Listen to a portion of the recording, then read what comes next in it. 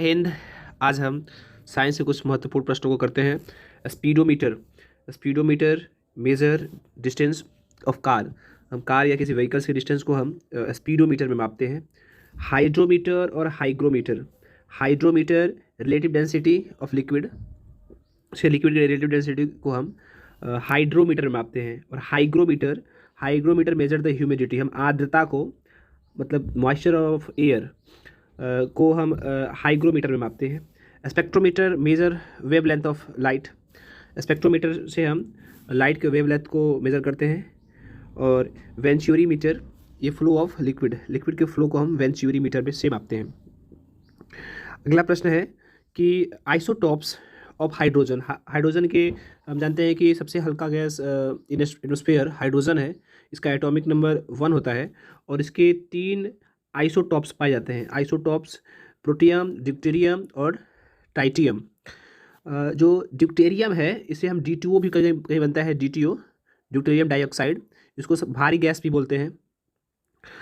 तो आइसोटॉप्स क्या होता है इसको हम देख लेते हैं। आइसोटॉप्स में क्या होता है कि एटॉमिक नंबर सेम होते हैं पर एटॉमिक जो मास होता है वो डिफरेंट होता है।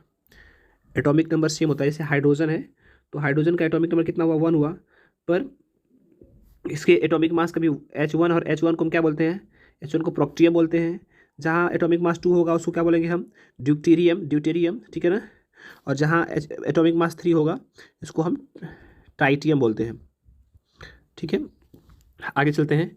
आर्टिफिशियल रेन से क्या समझते हैं। आर्टिफिशियल रेन तो सिल्वर आयोडाइड, ठीक है ना, इसका उपयोग करके बारिश कराया जाता है जिसको हम आर्टिफिशियल रेन कहते हैं, ठीक है। अगला प्रश्न है टेलीविज़न। टीवी का किसने टीवी का डिस्कवर किया था, तो एल जे बैरेड द्वारा टीवी का डिस्कवर किया गया था। अगला प्रश्न है एक्सरे क्या है, तो एक्सरे का डिस्कवर W.रॉयसन द्वारा किया गया था। याद रखेंगे, बहुत बेसिक क्वेश्चन है ये। रेडियम क्या है, ठीक है, तो रेडियम का डिस्कवर मैडम क्यूरी द्वारा किया गया था।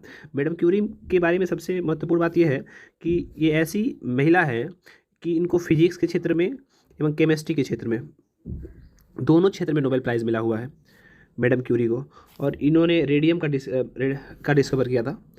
अगला है पेट्रोलियम वैक्स क्या है, ठीक है ना। पेट्रोलियम वैक्स क्या है, तो वैसलीन हो गया, कैंडल्स हो गए, ठीक है ना, और पैराफिक्स वैक्स को भी हम पेट्रोलियम वैक्स कहते हैं।